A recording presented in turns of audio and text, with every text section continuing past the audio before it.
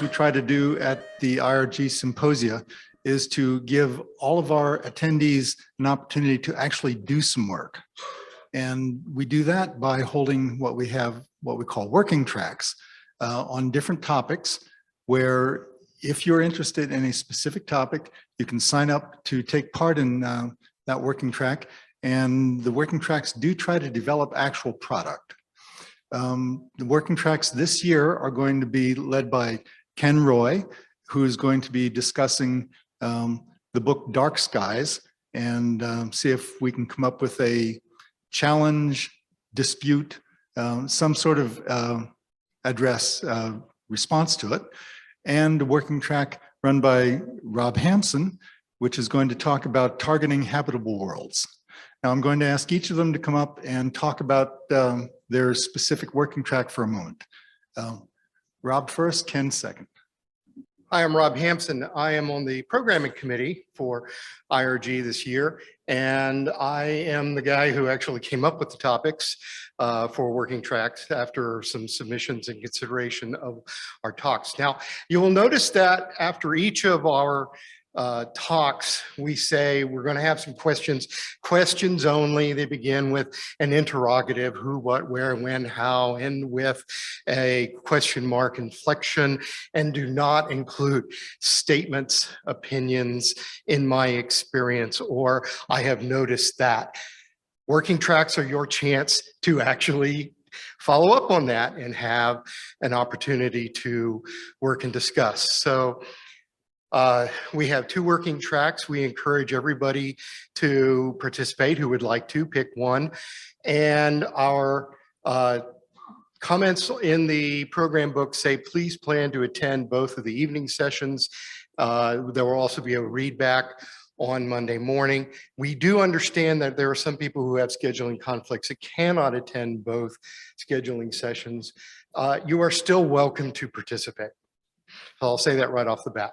So targeting a habitable world is going to have some of the discussions. Do we hold off everything until we find something that looks like Earth? We have a very strong risk that we head out to an Earth-like planet and find out that they've got odd proteins or nucleotides that would make life incompatible. So maybe we go for something that's close enough. And so this is a discussion where we talk about what the product would be from this is how risk tolerant are we? What are we going to look for? And why would we look for these things? Do we hollow out asteroids and live in the asteroids? Do we need a planetary surface with an open sky? Would you or would you not want domed cities in an atmosphere that doesn't quite work for total human habitation? And as I said, we can have these discussions, we can discuss them, and among ourselves, we can figure out what our risk tolerance is for the various alternatives. And so that's the goal that we have. Doug has also mentioned, if I can take just another moment, that in the past we have had some definitive output from these projects and from these discussions. One of those was the book Stellaris, People of the Stars, which came out of the working track Homo Stellaris in 2016. And the book that you received in your packet, The Founder Effect, is another type of the output where we have taken the idea of, okay, so we do look for a habitable world. What does that look like? And we also try and look at some of the social factors and political factors and everything else that comes with it. So there are various types of output that may come of this, and we encourage you all to take part. And we will meet tonight after the banquet and start our discussions. Thank you. Let's see, the working track I'm going to be heading up is concerned about a book by David Dudeny. The title is Dark Skies. And the proposition he puts forth in that book is that expansion of humanity into the solar system is a negative thing. In fact, he puts forth the proposition that that may be an explanation to the Fermi paradox, that races that go into space manage to annihilate themselves. So we're going to look at his arguments and not necessarily take them apart, but the goal is to decide, does he have valid points that we need to begin to address? I've got some ideas, but again, a bunch of people brainstorming, I think, would be a lot more useful. So we're going to meet again tonight and tomorrow night to see, does he have any points that we need to seriously think about or not? So that's the topic, and hopefully we'll see some of you this evening. What we're doing now is we're going to have the representatives from each of those tracks come up and talk about what was done in that. This is a chance for us to put the attendees and the brain power in the room to work. Now we're going to start with Ken Roy is going to be first up and talking about the working track that discussed David Dudeny's book on dark skies. Daniel Dudeny. Daniel Dudeny. I got the initial right. Well, first of all, I wanted to thank everyone who participated in the working track. It was pretty interesting, pretty intense, and we had lots of discussions. Anyway, the working track centers around this book here, Dark Skies by David Dudeny, and he's a professor at Johns Hopkins University. If you go to Amazon, about half the reviews are very, very positive. The other half are very, very negative. One review was by an S.M. Sterling. I'm not sure if that's the science fiction writer, but his review went, "This is a terrible book. He wants us all to die." I'm not sure about that second phrase, but I'm in agreement with the first one. It's a relatively thick book, but it's not a fun read. It's written by an academic, and you've really got to struggle to figure out what he's trying to say. So wouldn't recommend it, although there are a few people I would recommend it for. David Dudeny up front says he's opposed to three things: nuclear weapons, the militarization of space, and colonization of space.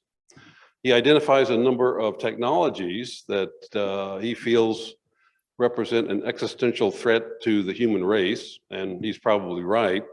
But from our standpoint, none of these technologies, genetic engineering, AI, nuclear weapons, cybernetics, none of those are really specifically space related. Humanity's going to have to deal with these at some point.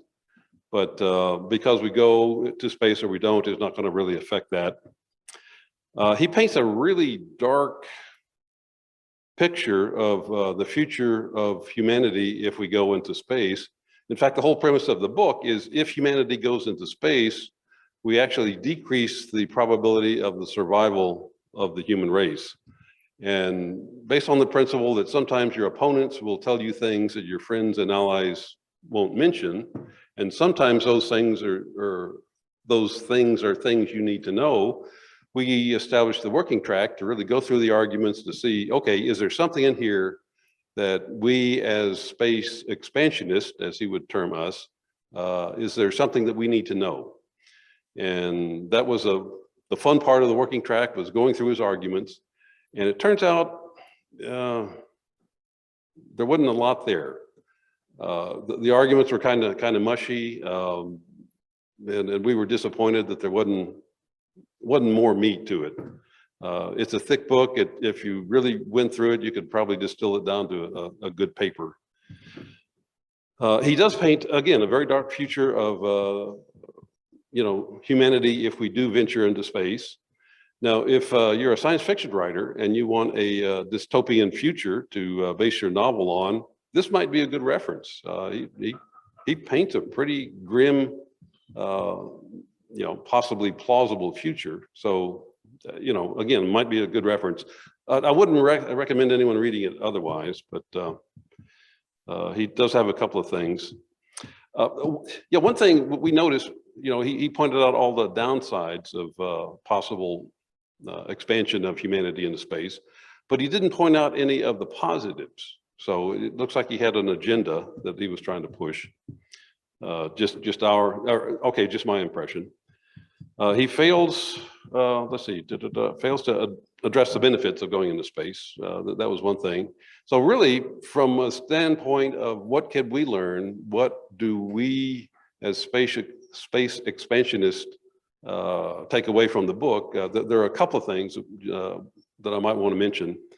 One is, if you imagine a future where you have humanity, spread throughout the solar system, maybe 1 or 2 terraformed planets, thousands of space settlements. One of the questions that he kind of raises is what kind of governmental system would really work in that situation? How do we guarantee property rights? How do we guarantee that things won't be stolen by pirates? And how do we prevent conflict in that situation? I think that's a new arena, and it's open for people to write papers on. What kind of government would work in that situation? The other thing he pointed out was species radiation. And what that means is all these isolated outposts are going to have access to gene splicing technology, cybernetics, and they'll be tempted to improve themselves. So his great fear is that we won't run into aliens, we will create them.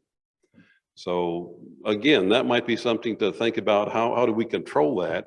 Because that rapidly runs into Star Trek's Khan and his augments, or Nietzsche's Übermensch problem. So there's some issues there that we probably need to think about, but there's far less than I thought. Have I missed anything? Yeah, I just want to back up that as part of it, we're not downplaying the book just because we don't agree with it. It was really, we really did try to map the arguments a little bit and see if you could find evidentiary bases, for some of the things that he was asserting. And it just really wasn't there. It was a lot of just, he'll map out certain things and they will go as badly as you could conceive that they would go bad, and to say, see, I have proven that space travel and space expansionism is bad. So people that read it and want to go after, really want to try to figure out what he's trying to say, even a neutral approach to this would probably turn out that there's just not a whole lot to respond to, other than he says, yes, it will, and provides no evidence, and, or very skewed evidence, and if you try to respond to it with more reason, you might just end up getting in sort of the sticky morass yourself.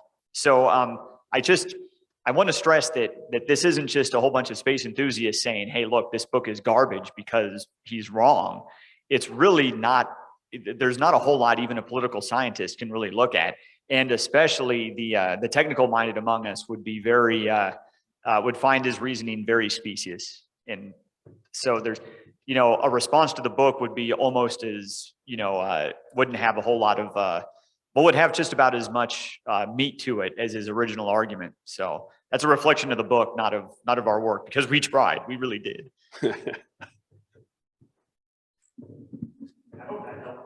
It did. Thank you. Okay, comments, we done? All right. Let's see, the working track will not be pursuing this further. I think we've said what we need to say. Thank you. Thanks very much, appreciate it. The second working track was organized by Rob Hanson, who had to leave early for a family obligation. So Bart Leahy was voluntold, I believe. So somehow Bart Leahy was stuck with the job of I being volunteered. I have only myself to blame. All right, so you did volunteer. Great. Yes, Thank you for doing that. Bart Leahy is going to talk about targeting a habitable world. Good afternoon. I will try to make this painless. First is the summary. Thank everybody for participating. We had about 11 people in and out over a couple of days. As a summary, we had We determined over the course of our discussions that finding a habitable world was the wrong question. It was more about finding a solar system suitable for human purposes. We assume somebody's going to go at some point. It's just a question of what will they do when they get there. And if they can't find a habitable world, for example, the telescope's wrong or whatever, the world is unsuitable, they would still find something else to do when they get there. So obviously don't just go because there's one planet there that looks like Earth, you go because there's asteroids and so forth. So we're not dodging the question, but we would like to put the question back to the group. Do we really need an Earth 2.0? Is that why we're going? Are we looking for some sort of ideal paradise? We're not likely to find it, but we'll probably keep looking, won't we? A little more depth on our discussions. We started out, this apparently is a recurring topic. If they've been doing working tracks, this is a topic that's come up a few times in various guises. I think in a previous incarnation, it was a discussion about world ships. So we did actually start with that discussion. And the problem with world ships, of course, is that they're so comfortable and so good at keeping people alive across vast distances. Why would you want to leave? The question from the Hunt for Red October, how do you get people to want to get off the boat? From there, we started asking what kind of risk are people willing to take on based on, how much gravity you're willing to accept, how much, what kind of temperatures you're willing to put up with. And really, depending on the situation, depending on the world, somebody will try. That seems to be human nature. Somebody will be willing to take the risk and just go, even if all the data isn't in yet. We did build, and we'll talk about them in a bit, but we did have kind of a risk analysis tool of the types of things people could evaluate, like a list, like a flow chart, or not a flow chart, but a list of items you could check. There would be ranges of various items, and how would you could put it through this matrix or this filter to determine whether a world was acceptable for habitation or not. Our assumptions on human interstellar missions included things like all missions would originate from Earth. We don't anticipate going to one system, building a starship, moving on. We assumed all missions would be starting from Earth. We wouldn't be going until we at least seen a picture of it from the Solar Lens telescope. We would have at least determined, yes, there's a world there, yes, we want to go. And then it would, of course, if we send a probe, like a flyby mission, it would take 5 to 7 years to receive data from that flyby probe. And I just threw this out there because I think it's relevant to the discussion. We're not expecting to encounter intelligent life. If we had encountered intelligent life, it would probably be remotely. And this is, of course, my opinion, but also we would have, the discussion about whether we travel would be a much different discussion. We'd probably, for instance, when I talk to them and say, would you be willing to have us visit? They might not want us to. So what would we look for in a habitable planet? When we first arrive, we might, first thing we do, restock, resupply, and repair our existing ship before we even go down. The ship's been out, in the vast deep for a long time. It needs to be fixed up. Actually landing on the planet we're going for might take a generation or more. There's numbers up to 200 years before we actually would land. That seems a little extreme to me, but that's what was said. And again, depending on how good the ship is, you might be really happy on the ship. Why leave the boat? A usable system, again, was just seen as more interesting and more useful than a habitable planet. So from there, we developed a matrix of questions to determine whether to land, whether to go to send people down. Matrix is broken down by type of mission, orbital mission, land or drone, short-term human mission, long-term, and long-term human habitation. From there, we added a set of criteria, yes or no, and some would come in a range. So we had things like, for the star or the system, the spectrum of the star, flares, frequency and type, whether they're polar or equatorial, mitigating factors. You might have a solar flare, but is there a moon between you or a bigger planet between you where you don't have to worry about the flare hitting you all the time? Tidal locking of planets, where the planets are always facing one side of the star. Whether there's other stars in the area, binaries, trinaries, and other planets in the system. And of course, distance from Earth. If you got a problem, can you phone home and get help? And questions to consider for the planet, of course, you'd be asking about gravity, low, near Earth, normal, or high. and what ranges are considered acceptable. Water, amount and condition, whether there's plate tectonics or not, whether there's magnetic field or not. And those two questions we determined will probably be answered when we send people to Mars. Because we send people to Mars, there's no magnetic field. How well do we fare? How well do we survive? So those would be questions we would probably already know the answers to when we went out there. Whether there's a biosphere or not, and then of course how biologically incompatible or compatible it is with us. And atmosphere questions, pressure, whether you need personal protective equipment to walk around or you can walk around in the free air, and the composition, whether you need argon or not, whether you need nitrogen, oxygen, those sorts of things. Every type of mission, basically, if we send humans out to a habitable seeming planet, every type of mission is going to require a risk-benefit analysis of some sort. That doesn't mean you don't go, it just means you need to, if you do go and you don't find what you want, you might need to make sure you find something else that's useful to you once you get there. Thank you.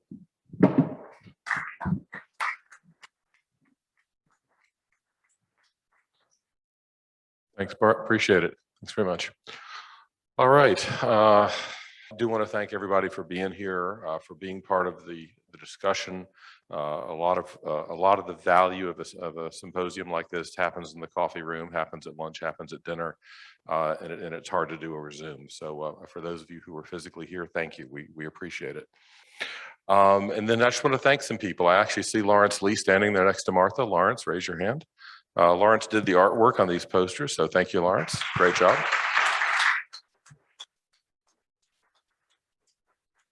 We've done this before, but I wanted to finish with it, thanking the patrons. You've seen their logos; they're in the program. Just to give you an order of, I'm a physicist, right? I can't do anything closer than a factor of 2, but to within a factor of 2, they paid for half of everything.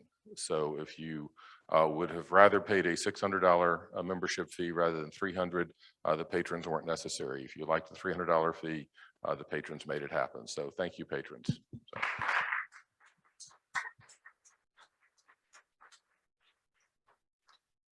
I again want to shout out to Charlie and Jessica in the back, wave. So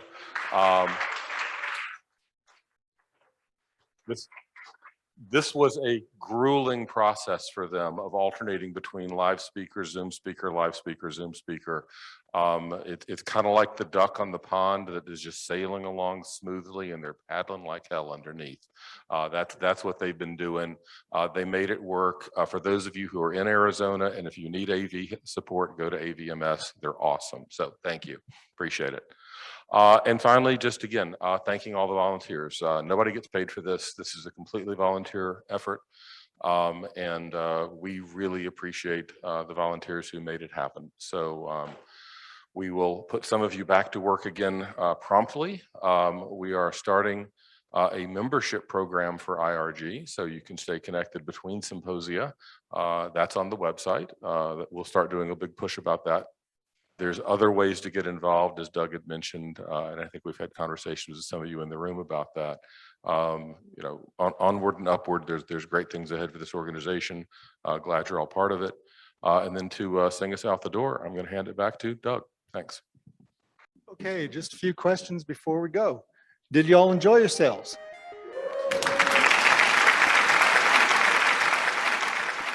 Y'all coming to Montreal? I'm glad to report that there were relatively few reported emotional or physical injuries. Avail yourselves of all the delights of Tucson, and we'll see you soon. We're adjourned.